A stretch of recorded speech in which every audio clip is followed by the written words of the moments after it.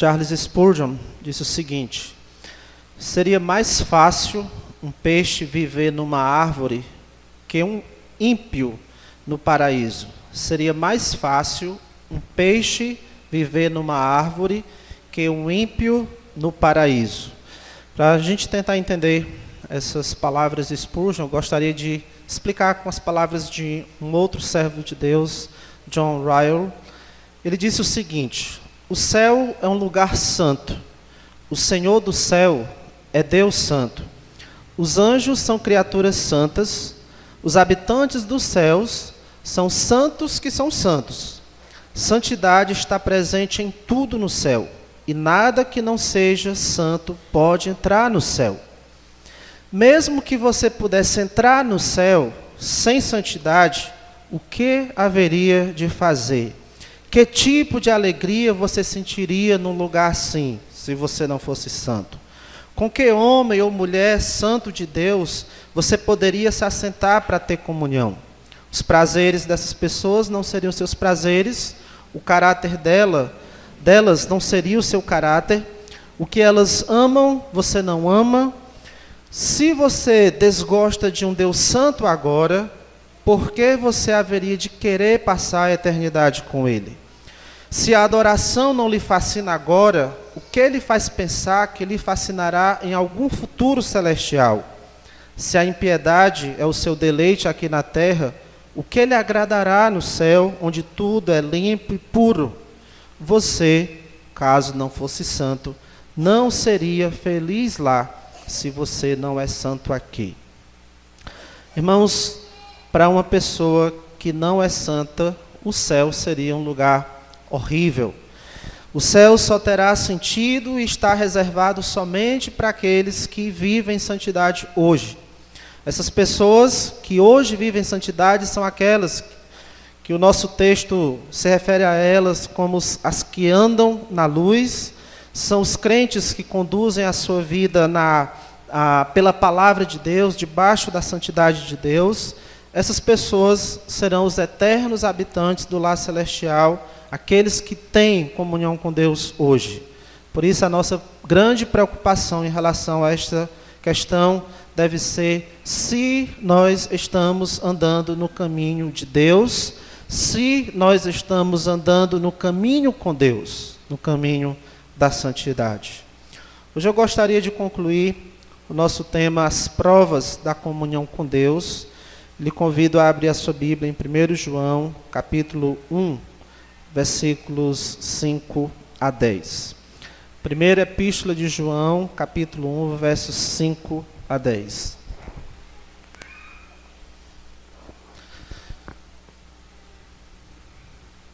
Certo, uma informação aqui tem uma irmã lá à disposição com as crianças, lá na salinha, as crianças até 3 anos. A nossa irmã Lourdinha está lá, então se algum pai precisar levar sua criança até 3 anos, por favor, tem uma irmã lá à disposição.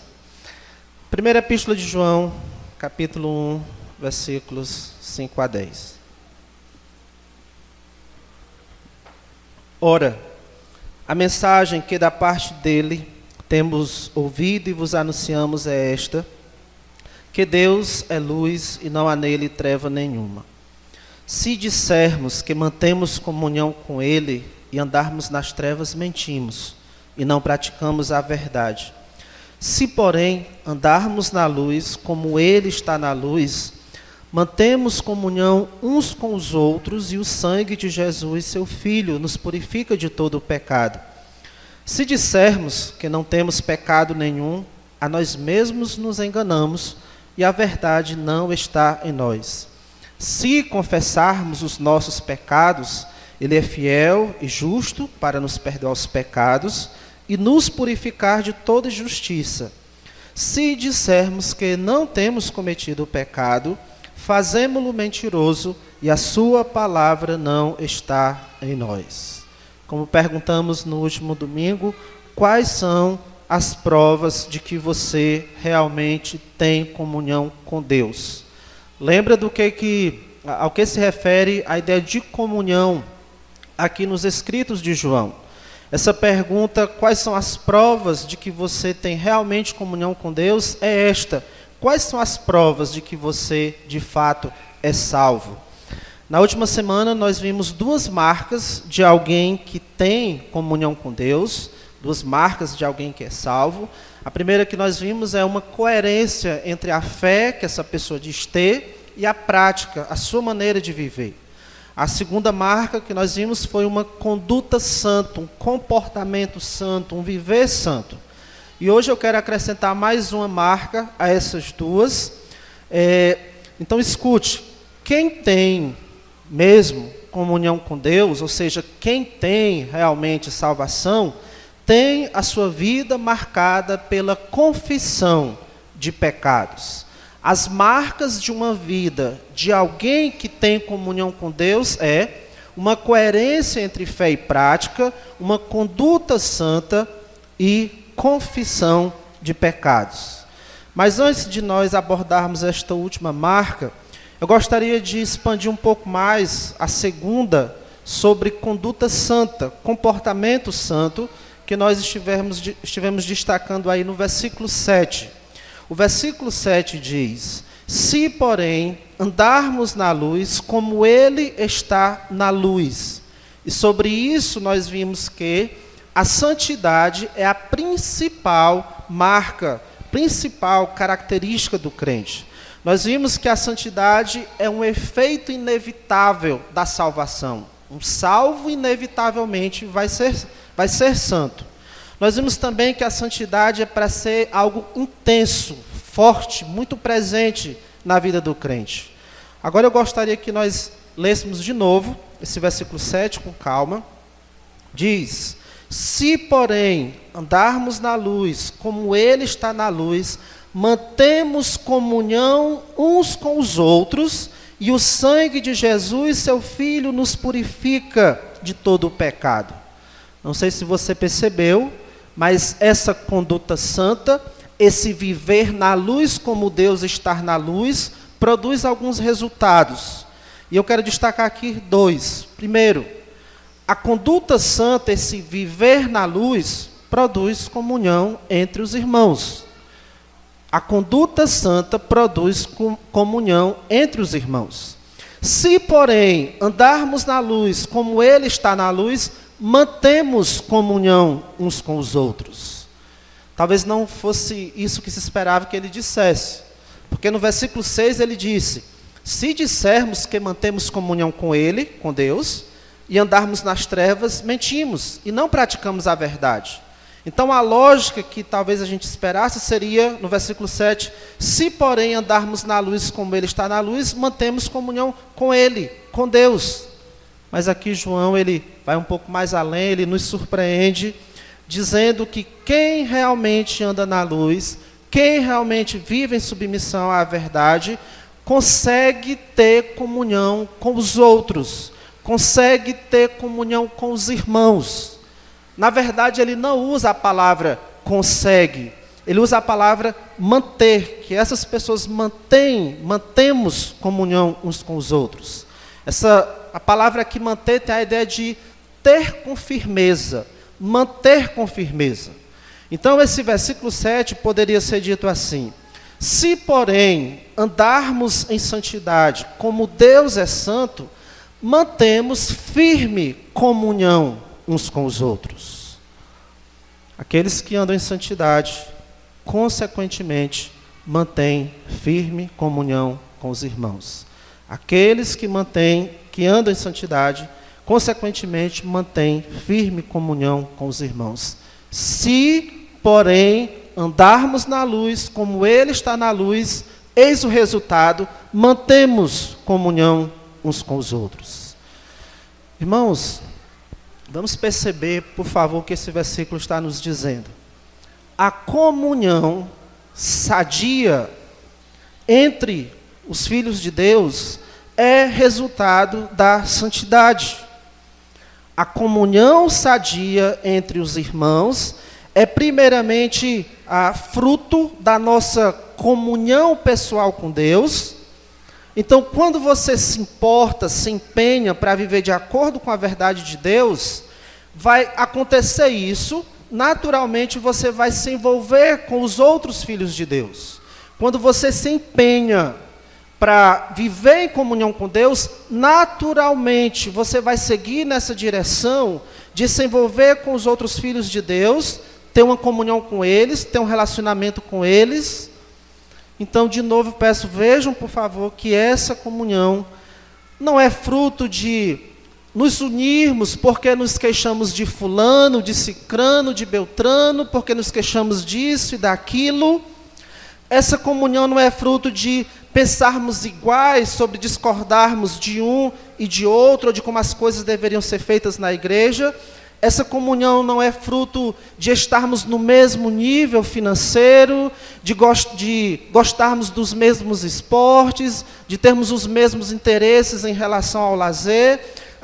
Não é porque gostamos da mesma moda, da mesma comida, porque frequentamos os mesmos lugares.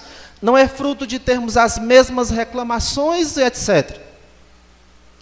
A comunhão sadia entre os crentes é fruto de vivermos em santidade. Olhe o qualificativo que eu estou colocando. A comunhão sadia entre os crentes é fruto de vivermos em santidade. Se o motivo de nos estreitarmos com um grupo menor de irmãos, se esse motivo não é Deus, esse relacionamento é como fogo de palha, logo vai se apagar e talvez vai deixar alguns queimados. Não vai ser bom. Se, porém, andarmos na luz, como Ele está na luz, mantemos comunhão uns com os outros. Esse se, no início do versículo 7, é importante. Porque ele está colocando que a condição para que nós mantenhamos comunhão uns com os outros é andarmos na luz. Ou o resultado de andarmos na luz é que nós vamos manter firme comunhão uns com os outros. Então, de novo, a comunhão sadia entre os irmãos é fruto da santidade prática. Então, a gente precisa se perguntar por que alguns na igreja não conseguem desenvolver relacionamentos. De quem realmente é o problema? Aqueles que não conseguem, ou que têm dificuldade de desenvolver relacionamento com os irmãos, de quem realmente é o problema? Se você, de repente, é alguém que tem tido essa dificuldade de se relacionar, de desenvolver amizade com os irmãos da igreja, pense bem, onde é realmente o problema? Pode ser que o problema comece lá na sua casa, entre você e Deus. Pode ser, e eu estou dizendo pode, tendo certeza que o problema começa lá entre você e Deus. A não ser que nós ignoremos o que diz esse versículo. Vida santa produz comunhão entre o povo de Deus. Se andarmos na luz, manteremos comunhão uns com os outros. Então, antes de você se queixar que é isolado, que ninguém se importa com você, que ninguém dá atenção para você, examine a sua vida com Deus. Primeiro examine sua vida com Deus. Escute, quem vive em santidade vai achar sim lugar na vida dos outros que andam em santidade.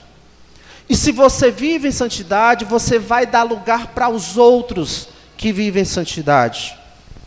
Então, quando você estiver realmente cuidando da sua comunhão com Deus, você vai ver que você vai se sentir atraído por aquelas pessoas que também andam em comunhão com Deus.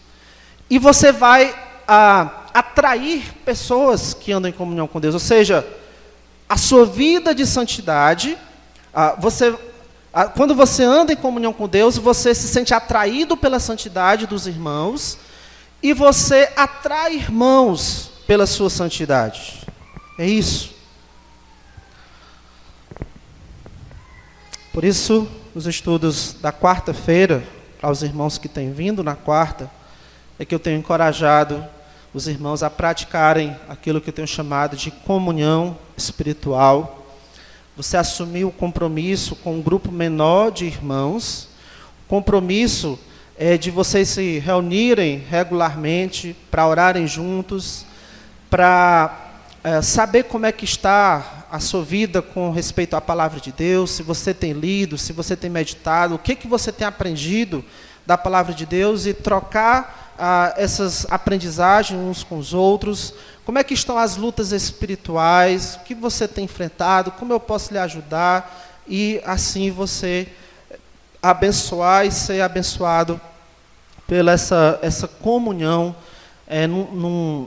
num aspecto mais profundo que com todos não é possível, mas que com um pequeno grupo vai se tornar mais fácil. A ideia é cuidarmos uns dos outros, cuidarmos da vida espiritual uns dos outros. Para que por meio do encorajamento mútuo, como nós temos aprendido em Hebreus 3:13, por meio do encorajamento, da admoestação, porque nós precisamos sim, quando estamos desanimados, que alguém chegue com palavras de encorajamento.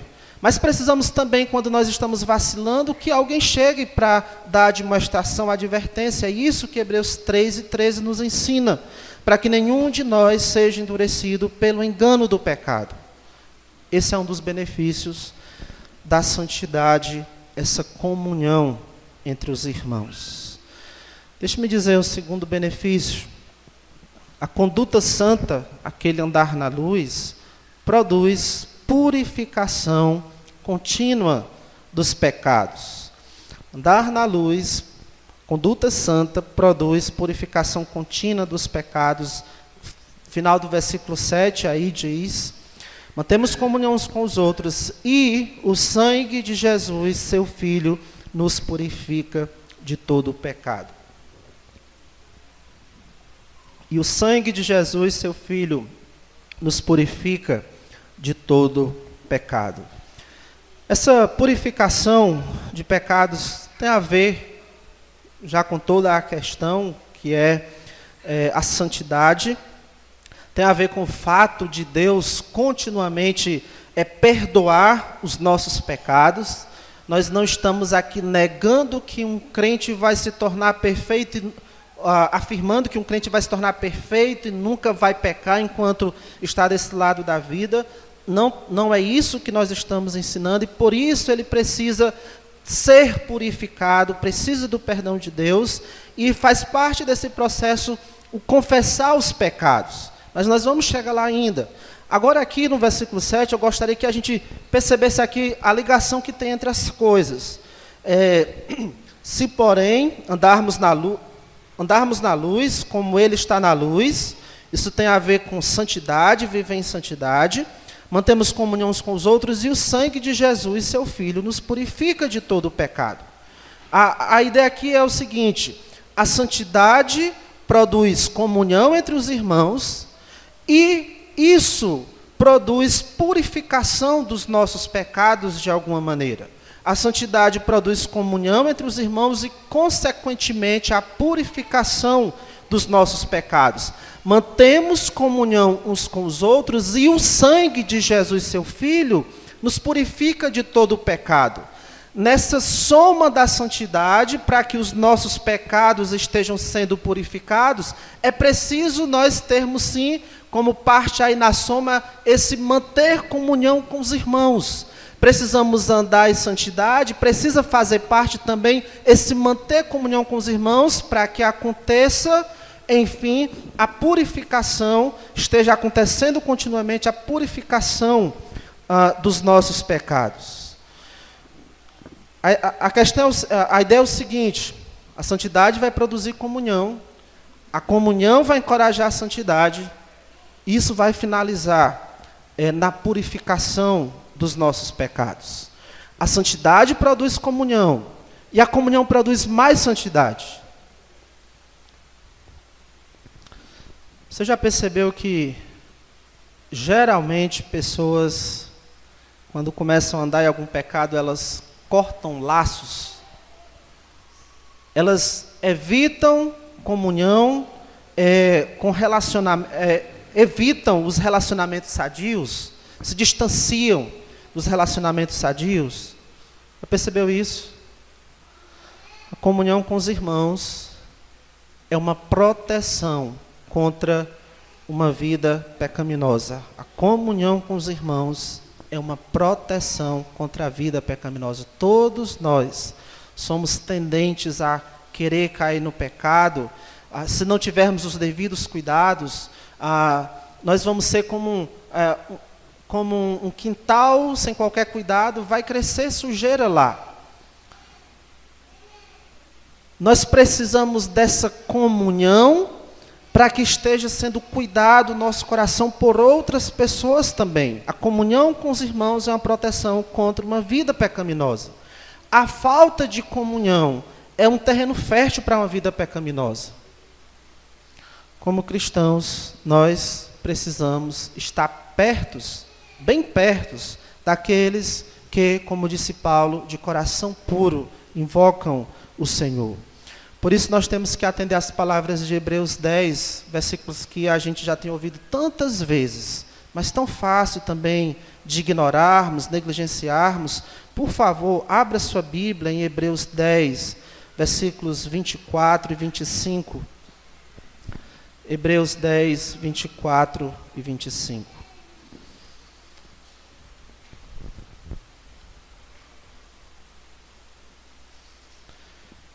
Consideremo-nos também uns aos outros para nos estimularmos ao amor e às boas obras. Se nós não temos contato uns com os outros, nós vamos falhar em fazer isso aqui. Falhar em estimular os nossos irmãos ao amor e às boas obras, e não vamos receber esse estímulo para praticarmos o amor e sermos santos. Nós precisamos disso, desse encorajamento mútuo, por isso vem a orientação do versículo 25. Não deixemos de congregar-nos como é costume de alguns. E como nós temos aprendido na quarta-feira, isso não se refere apenas a esse momento do culto público. Nós podemos ter momentos de congregar, momentos em que a gente está reunido com um grupo menor de irmãos.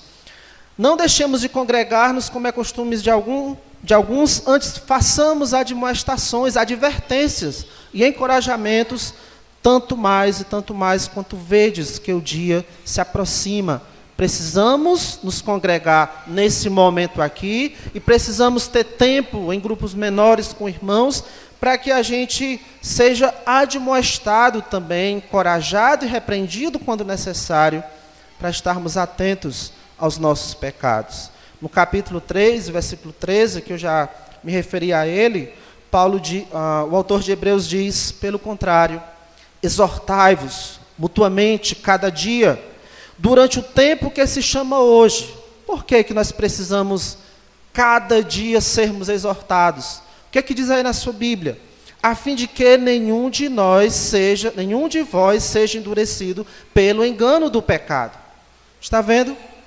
Se nós não somos admoestados, repreendidos, se nós não somos abençoados com a comunhão de outros irmãos, nós vamos acabar sendo endurecidos pelo pecado. Nós precisamos andar perto daqueles que de coração puro invocam o Senhor. Durante essa pandemia, não só aqui, em outras igrejas também, muitos crentes deixaram de se relacionar uns com os outros, em nome da proteção física, e tudo bem, não vamos condenar isso, é algo que precisa ser feito, devemos cuidar da proteção física. Se Deus quiser, nessa semana aí eu vou tomar uma vacina também, para cooperar com a proteção física. Irmãos, será que em alguns casos não houve exagero demais?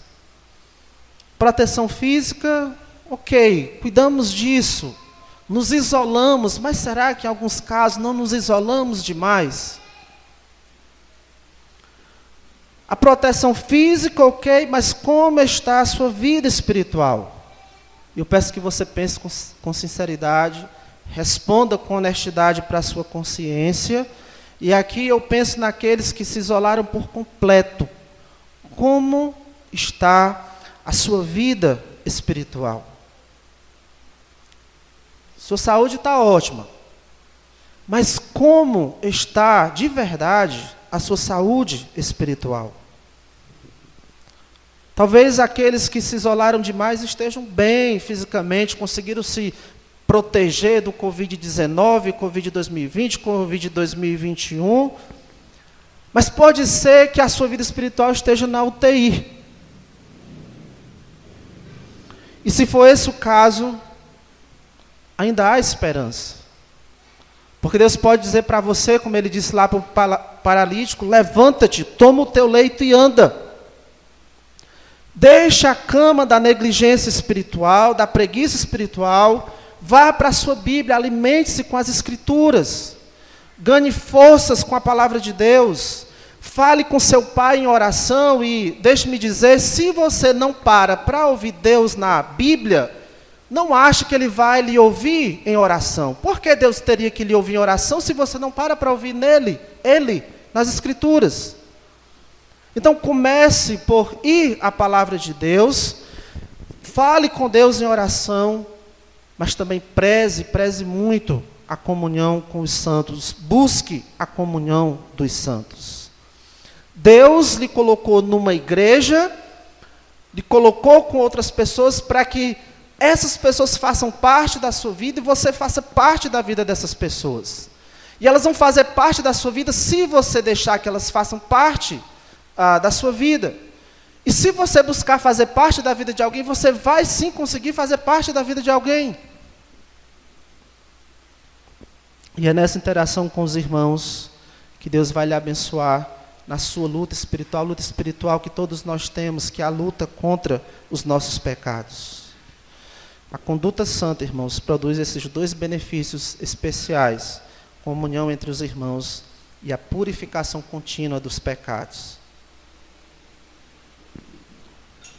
Agora vamos para a terceira marca na vida de um crente que tem comunhão com Deus, voltando ao nosso texto de 1 João, que é, como eu disse no começo, a confissão de pecados. Coerência entre fé e prática, conduta santa, confissão de pecados. Versículo 9 diz: se confessarmos os nossos pecados. E aí você já percebeu que ao redor desse versículo 9 tem várias maneiras erradas aí de tratar o pecado. Nós já vimos os versículos 6, 8 e 10, maneiras erradas de tratar o pecado. Nós vimos que não é certo tolerar o pecado, nós vimos que não é certo ignorar a gravidade do pecado, e não é certo negar o pecado. Versículos 6, 8 e 10. O crente não tolera, não ignora e não nega pecado em sua vida. Ele ainda é pecador, vai pecar, mas aí, e essa é uma pergunta que novos crentes às vezes fazem: agora eu sou um crente, fui salvo do pecado, mas eu vou pecar, o que é que eu vou fazer agora? Está aí a resposta no versículo 9. Se confessarmos os nossos pecados. Essa é a maneira certa de tratarmos os nossos pecados, através da confissão. Mas aí nós precisamos entender o que significa confessar. Essa palavra usada aí pelo apóstolo João significa dizer a mesma coisa. Concordar com quem disse uma coisa antes. Admitir. A ideia aqui é que na confissão você está concordando com Deus que sim, você é culpado de ter agido contrário à vontade dele. Você vai admitir diante de Deus: o Senhor está certo, eu realmente agi desse jeito que o Senhor tinha dito que não agisse, agi contrário à tua vontade. Então não é o nosso padrão humano, o nosso próprio senso de justiça que vai decidir: esse comportamento é pecaminoso. Não, esse aqui não é não. Esse aqui é.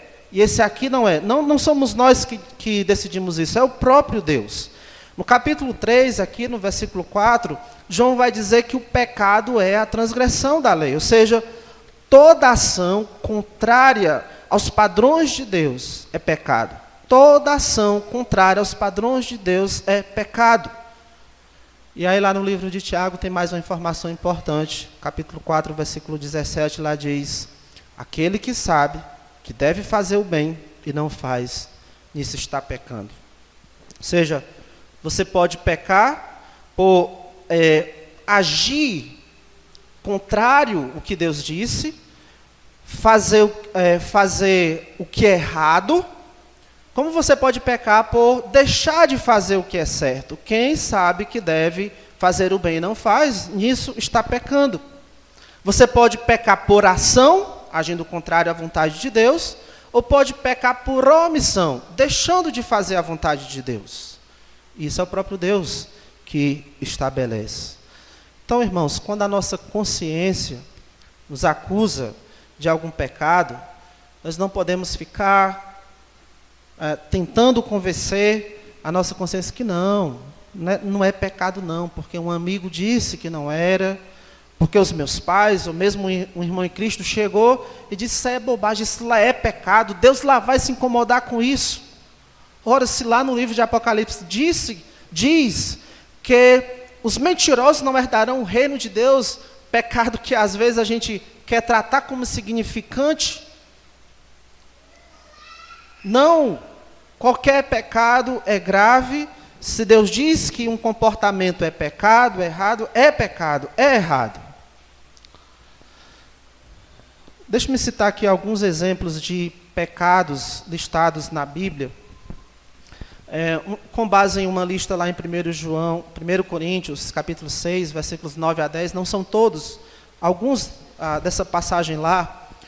Imoralidade sexual, exemplos de pecado: imoralidade sexual, idolatria, adultério, homossexualismo, praticar roubos, amar o dinheiro, avareza, embriaguez, e aqui está incluso os vícios. E ontem, em conversa com os pais, interessante a observação de um irmão: qualquer coisa que domina a minha vida, como jogar jogos em um celular, é um vício. Se está me dominando, é um vício, é pecado. Maledicência, falar mal dos outros, difamar a reputação de outros, explorar os outros. A gente poderia destacar também alguns em Efésios 4, 25 a 31. Lá tem vários, mas esses três: mentira, palavrões, amargura. Colossenses 3 traz mais alguns: paixão sensual, desejos maus, ganância, ira, raiva, maldade, linguagem obscena ou indecente.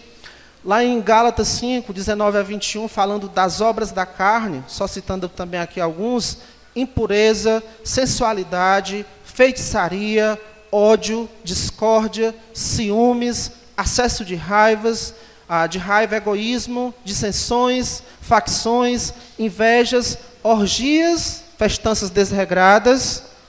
E a lista de pecado parece ser interminável.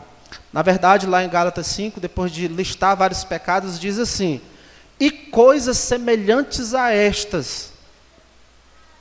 Paulo cansou de listar tantos pecados e disse: e coisas semelhantes a estas, e etc. Seria um trabalho muito árduo, talvez, tentar fazer uma lista completa dos pecados. Teria muito mais para a gente destacar nos ensinos de Jesus, nas outras epístolas, no livro de Provérbios. Talvez alguns que a gente iria se surpreender, mas também é pecado, a gente vê na Bíblia, desrespeito às autoridades, preguiça, alguns tipos de ansiedade, descontentamento, ingratidão, orgulho, fofocas, gula, impaciência, nudez, murmuração. Em Romanos 1:30, Paulo diz que os homens são criadores de males. Não tem fim. Os homens criam maneiras de pecar. E além disso, lembra, pecado envolve não só o que fazemos de errado, mas também deixarmos de fazer o que é certo. Quando pecamos, seja qual for o pecado, é nosso dever confessar. Seja qual for o pecado, é nosso dever confessar. O que é confessar? Confessar o pecado é concordar com Deus, que olhar para uma mulher com intenção impura é sim pecado. Confessar é concordar com Deus que você pecou quando não se submeteu à função de líder que Deus deu ao seu marido. É você concordar com Deus que você pecou quando não tratou a sua esposa com uma parte mais frágil, que você foi duro, insensível.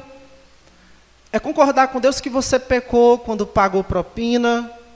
É concordar com Deus que você pecou quando falou de forma desrespeitosa com seu pai, com sua mãe, com seu avô, com a sua avó.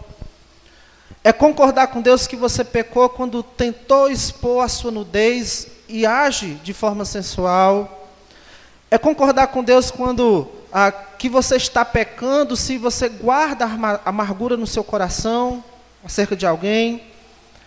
É concordar com Deus que você peca quando você leva uma fofoca de Cicrano para Beltrano.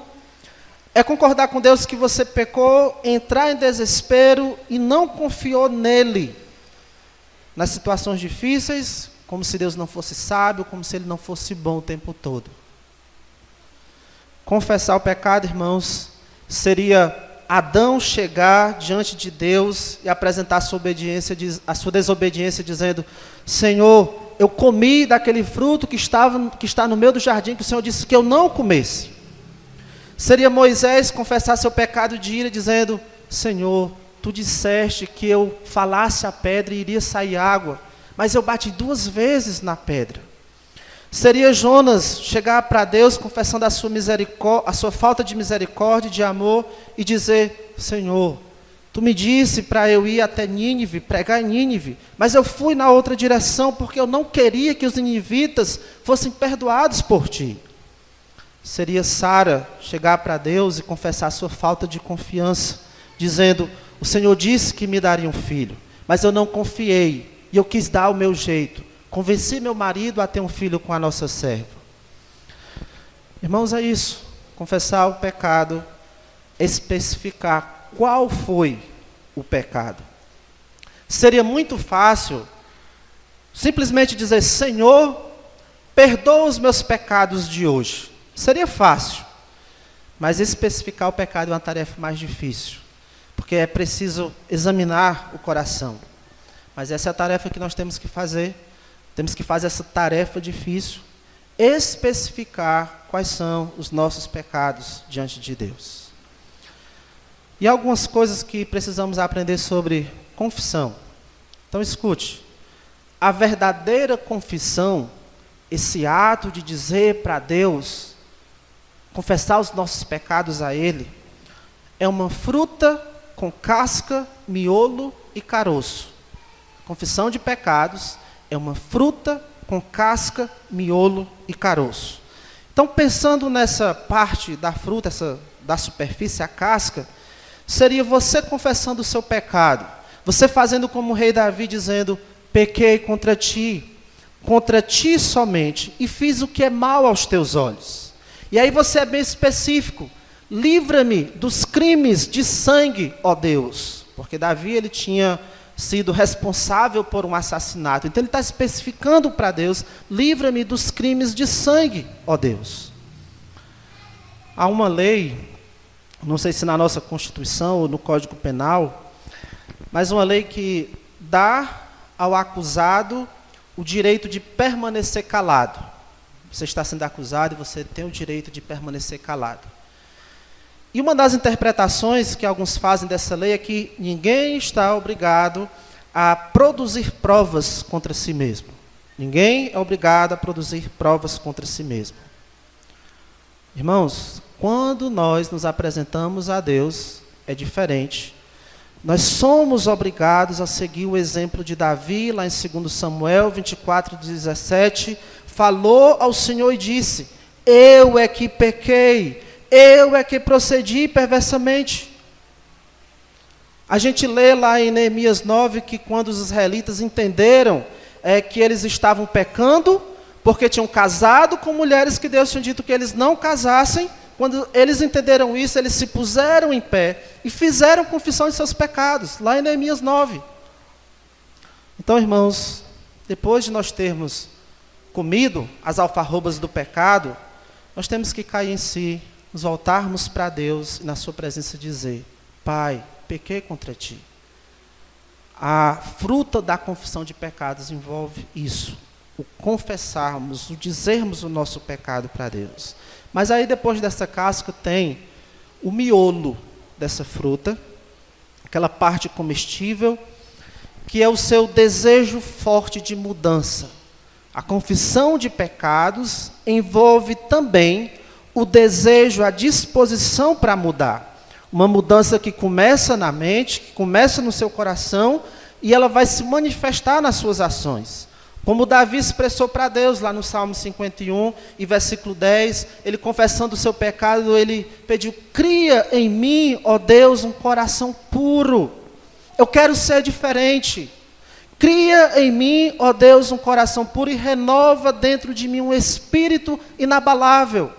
Desejo de mudança. A mudança em que você passa a falar a verdade, se você estava mentindo. A mudança em que você busca restaurar relacionamentos, se por causa de ira ou de alguma palavra você quebrou o relacionamento. A mudança em que você passa a trabalhar, se antes você roubava, era preguiçoso. A mudança em que você passa a falar palavras boas, conforme a necessidade, para edificar. Se antes você estava falando palavras duras, torpes, ofensivas. Entre os persas, o povo persa da antiguidade, havia uma prática em que, num determinado dia do ano, eles se dedicavam a matar serpentes. Em um determinado dia do ano, eles se dedicavam a matar serpentes. No resto do ano, eles deixavam as serpentes se multiplicarem.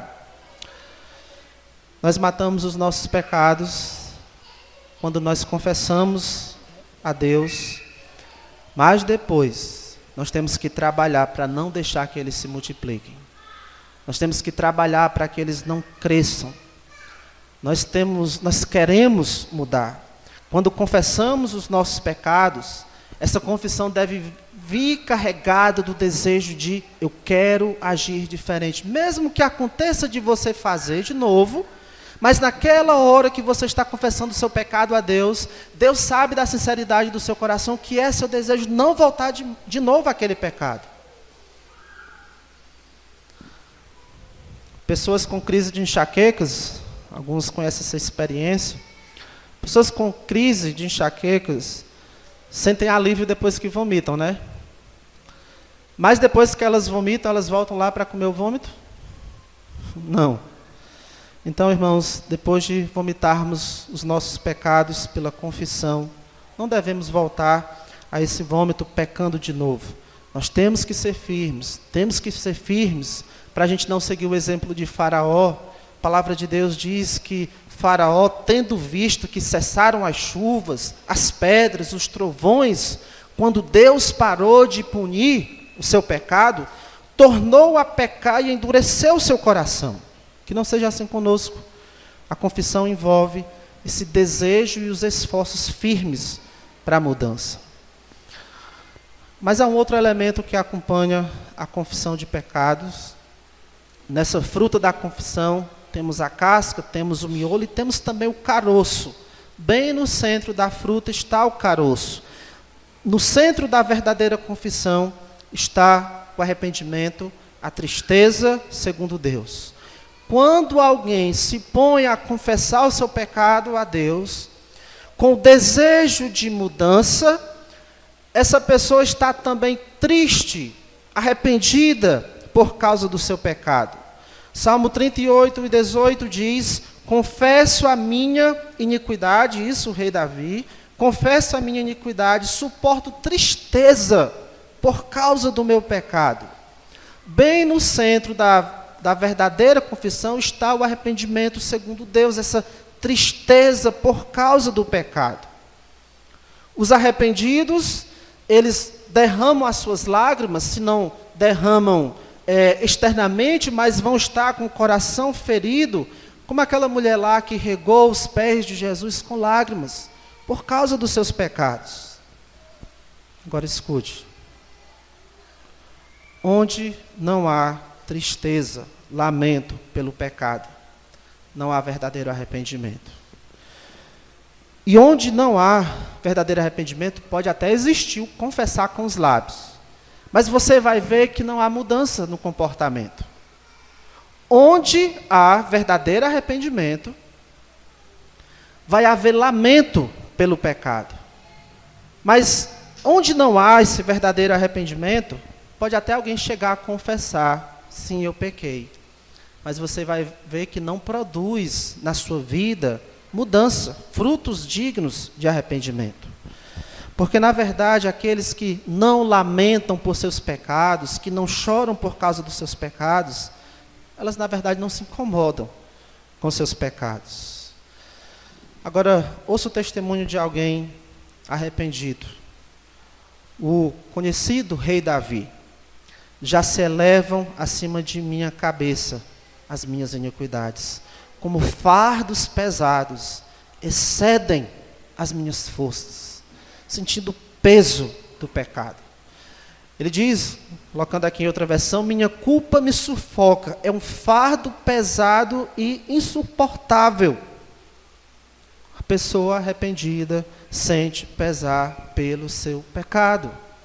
Falta, irmãos, nós tratarmos os nossos pecados com seriedade, como Deus trata. Agora,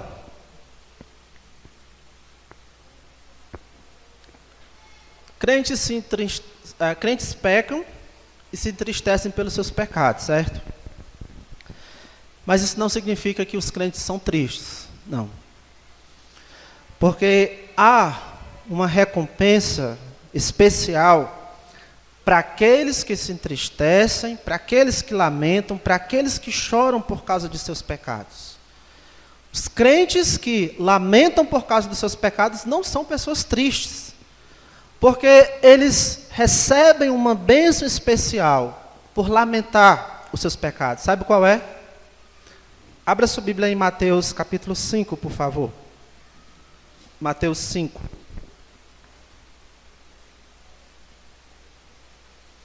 Versículo 4.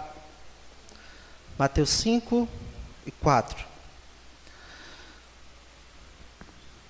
Mateus 5 e 4 diz: bem-aventurados os que choram, porque serão consolados. Em outras palavras, felizes os tristes, bem-aventurados os que choram, felizes os tristes, por quê? Porque serão consolados. E a ideia do versículo é porque somente eles serão consolados. Agora, não é qualquer choro, não é qualquer tristeza que será consolada. Como disse uma sábia irmã da Igreja Bíblica de Jijoca, nem toda tristeza será consolada. Somente aqueles que são pobres de espírito e lamentam, choram pelos seus pecados, somente essas pessoas serão consoladas. E é por causa desse consolo que elas recebem, que elas serão felizes. Somente os que choram, lamentam por causa dos seus pecados, são bem-aventurados, felizes, porque eles serão consolados.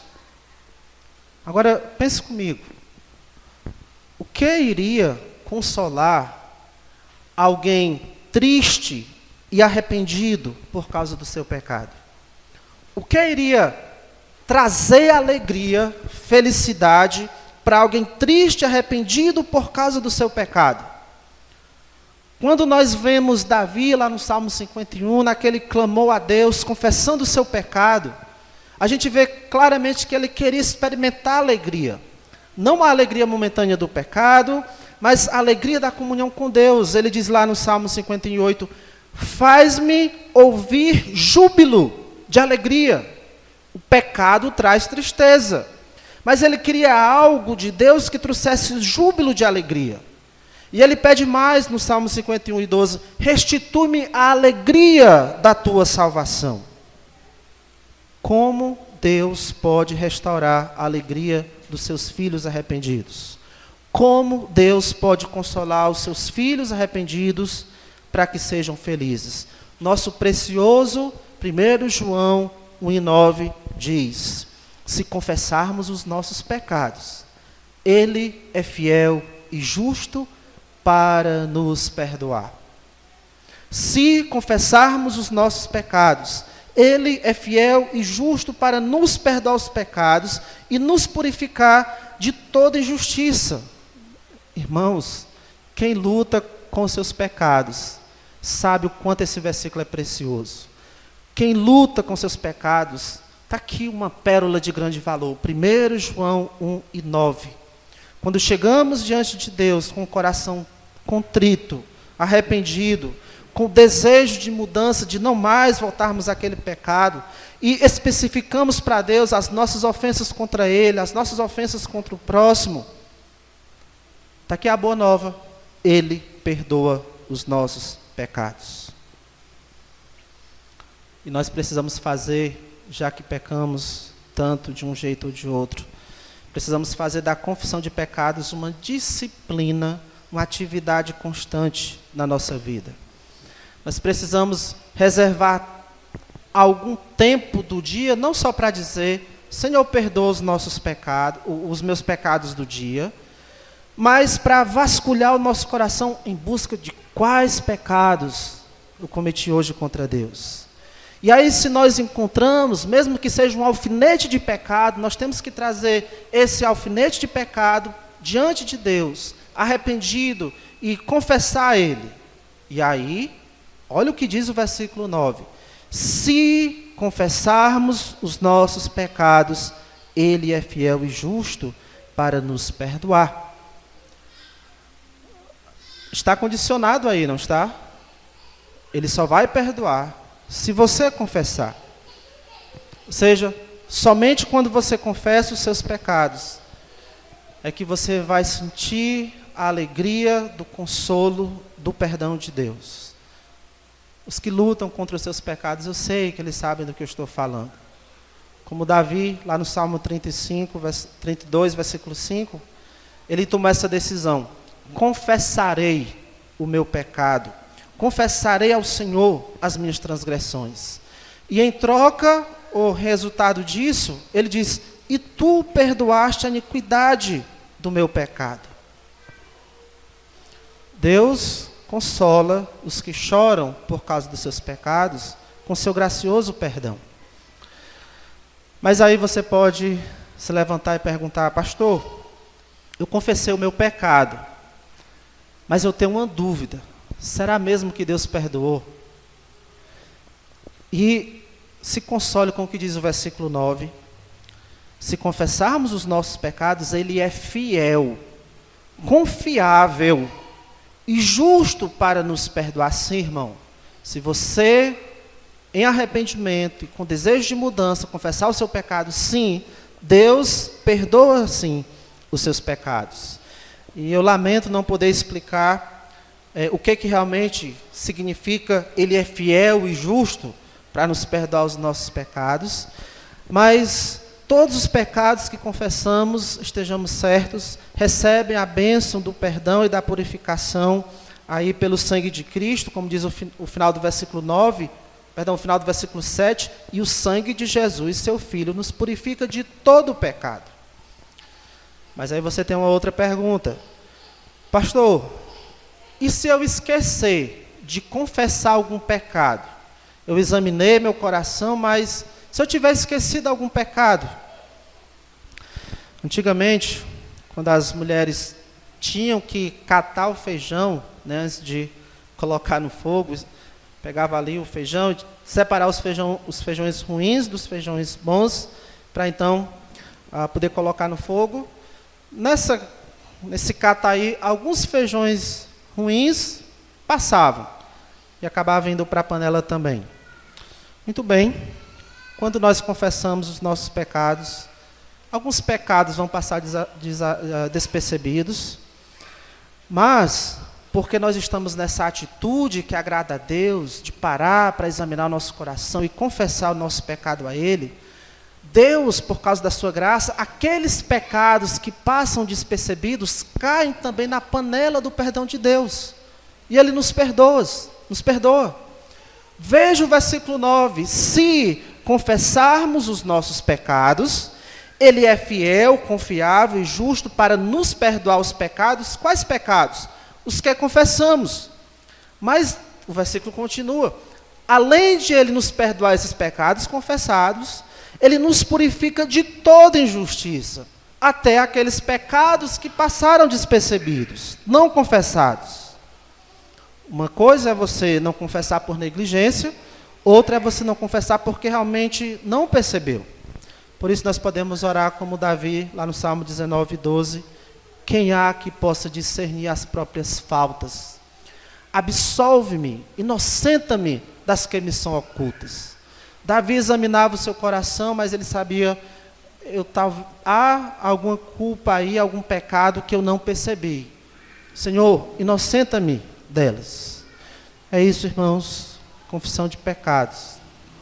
É isso. Graças a Deus por esse consolo que nós podemos receber. Confissão de pecados é uma das grandes provas da comunhão com Deus. E talvez essa, só você vai ver. Só você sabe se você está realmente confessando seus pecados a Deus ou não. É uma das provas da salvação. Crentes que confessam seus pecados são felizes porque são constantemente consolados com o perdão de Deus.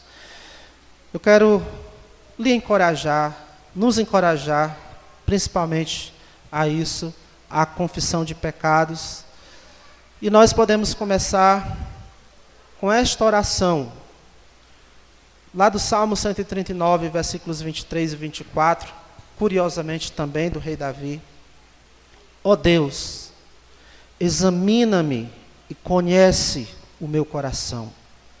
Me prove e veja os meus pensamentos. Senhor, há algum erro, há algo que te ofende, veja se há algum caminho mau e me guia pelo caminho eterno. Se você não tem conseguido discernir suas faltas, não tem confessado seus pecados, faça uma reflexão do Salmo 139, versículos 23 e 24. Ó Deus, examina-me e conhece o meu coração, me prove e veja os meus pensamentos. Senhor, há algum erro, aqui eu estou colocando em outras palavras, há algo que te ofende, veja se há algum caminho mau e me guia pelo caminho eterno. Que caminho é esse? Que caminho é esse, o caminho eterno? É o caminho da santidade. É o caminho dos salvos. É o caminho onde nós andamos de mãos dadas com Deus. Oremos. Nosso bondoso Pai, Senhor, muito obrigado pela Tua palavra, por essa espada de 2 gumes que penetra no mais profundo do nosso coração e trata dos nossos pensamentos, trata das nossas motivações, trata dos nossos pecados. Pela Tua palavra, abrir o nosso coração diante do Senhor, de maneira que nós não temos o que esconder diante de Ti, Pai. Eu rogo por todos nós que o Senhor nos ajude a nos arrependermos com sinceridade dos nossos pecados, lamentarmos diante do Senhor as nossas transgressões, para nós podermos desfrutar, ó Deus, do Teu consolo dado por meio do perdão. E, Senhor, guia-nos neste caminho eterno, no caminho da santidade. Nos ajuda a sermos como Enoque, como Noé, homens que andavam com Deus. Que a Tua igreja ande com o Senhor. Assim eu te oro em nome de Jesus. Amém.